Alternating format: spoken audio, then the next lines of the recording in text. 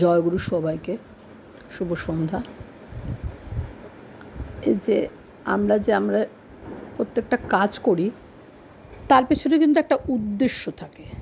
বিনা উদ্দেশ্যে কোনো কাজই কিন্তু শুরু হয় না, কিন্তু দেখা যায় কাজ শুরু হয়ে গেলে সেই তৎপরতা নিয়ে যে লেগে থাকি, কিন্তু কেন করছি সেই নিয়ে মাথা ঘামাই না, ফলে ধীরে ধীরে উদ্দেশ্যটাই হারিয়ে যায়।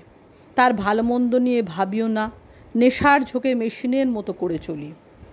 এই যে আমি আমার অবসর জীবনে ভাবলাম শশী ঠাকুরের কথা সোশ্যাল মিডিয়ার মাধ্যমে আরও বেশি বেশি মানুষের কাছে পৌঁছে দেব।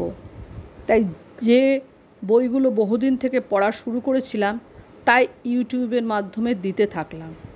ইতিমধ্যে পছন্দের কিছু কবিতা যা সব এতদিন ছাত্রছাত্রীদের পড়াতাম সেগুলো পড়তে শুরু করলাম, আর দেখছি তাতেই মশগুল হয়ে যাচ্ছি নেশার মতো। কিন্তু সব কাজেরই একটা ফল থাকে, সেটা কি না, সেটা আমার আচরণ প্রমাণ করবে যে সেই ফলটা কী। আমার পরিবেশেরও সবাই তখন জানবে কি করছি, কি উদ্দেশ্য। তাই উদ্দেশ্য সঠিক হওয়া দরকার। এই যে আমরা সৎসঙ্গ করি তারই বা উদ্দেশ্য কী? যে সতের সঙ্গ, সৎ কথাটাই এসছে অজ ধাতু থেকে, যার অস্তিত্ব আছে। তো তবে সব অস্তিত্বেরই একটা সীমা আছে, কোনোটাই চিরস্থায়ী নয়। তো তার জন্য জানতে হবে প্রকৃত সৎকে, যার অস্তিত্বের প্রতি যার ভালোবাসা আছে, এবং সেই সাথে থাকতে হবে সঠিক কর্ম। আর সেটাই কিন্তু ধর্মের মূল কথা।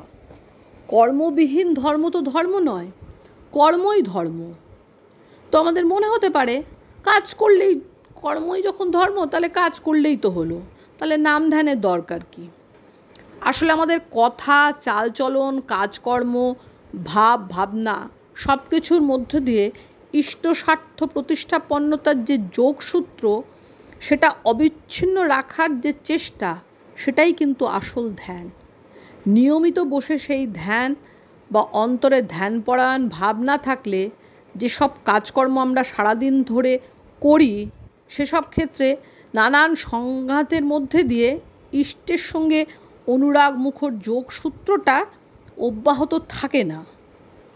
এই অনুরাগ মুখর সেবা ও স্মরণ মননের মাধ্যমেই ইষ্টের সঙ্গে সর্বদা যে যোগযুক্ত থাকা, সেটাই হলো ভক্তিযোগ। এই আদর্শরূপ খুঁটির সাথে বাধা না থাকলে কাজ যে আমাদের কোথায় ভাসিয়ে নিয়ে যায় তার কোনো ঠিক নেই। আর সেই জন্যই ধ্যানের প্রয়োজনীয়তা। এর ফলে যত কঠিন অবস্থায় আসুক না কেন, মানুষ বিভ্রান্ত হয় না। সব রকম অবস্থায় চট করে সঠিক সিদ্ধান্তে আবার পৌঁছে যেতে পারে, মানে বেপথে গেলেও আবার ঠিক জায়গায় চলে আসতে পারে। তাই কাজকর্মের মধ্যে নামটা চালিয়ে যাওয়া একান্ত জরুরি। আর দিনে অন্তত 2 বার ধ্যানেও বসতে হয়। সংসারে থাকলে মাঝে মধ্যে ঝড়ঝাপটা আসেই, তখন খুঁটি খুব শক্ত করে ধরতে হয়, নইলে উড়িয়ে নিয়ে যেতে চায় আমাদের। তখন হতাশা বা দুর্বলতায় গা ঢেলে দিলে ঝড়ঝাপটা তথা বিপদ আমাদের বেশি করে ক্ষতি করার সুযোগ পায়। তাতে কোনো লাভও হয় না। ওই সব বিপদ কাটিয়ে বাঁচতে হবে আমাদের, আর বাঁচতে হবে পরমপিতার জন্য।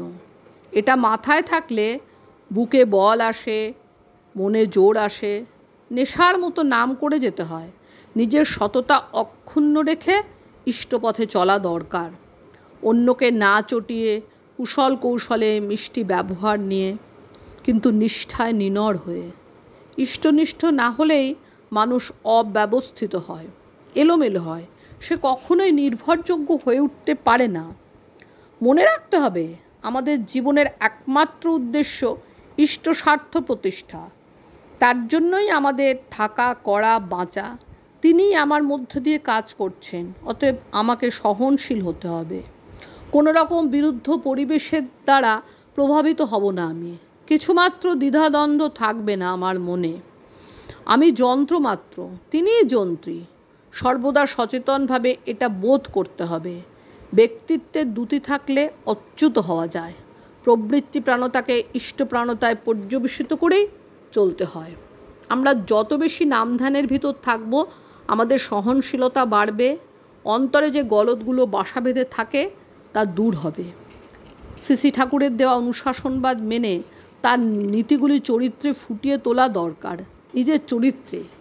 নিজের চরিত্র তাই তন্ন তন্ন করে খুঁজে দেখা খুবই দরকার যে কোথায় আমার দুর্বলতা, হীনমন্যতা, মূঢ়তা, আর সেগুলো সংশোধন করার চেষ্টায় লেগে থাকতে হয়। নিজে সঠিক না হলে অন্যকে তৈরি করা যায় না। এই জন্য সহনশীলতার খুবই প্রয়োজন। আমি যদি সহনশীল না হই, মানুষকে সয়ে বয়ে নেবার ক্ষমতা যদি আমার না থাকে, তাহলে মানুষ আমার থেকে কী পাবে? কী করে অনুভব করবে আমি ঠাকুরের মানুষ? তাকে আমার মধ্যে জীবন্ত রাখতে হলে সততই নামময় হয়ে থাকতে হয়। অচ্যুত অনুরাগে তাকে আমার মধ্যে জাগ্রত করে রাখতে হয়।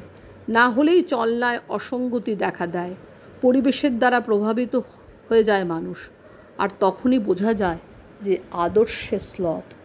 জয় গুরু, বন্দে পুরুষোত্তমম।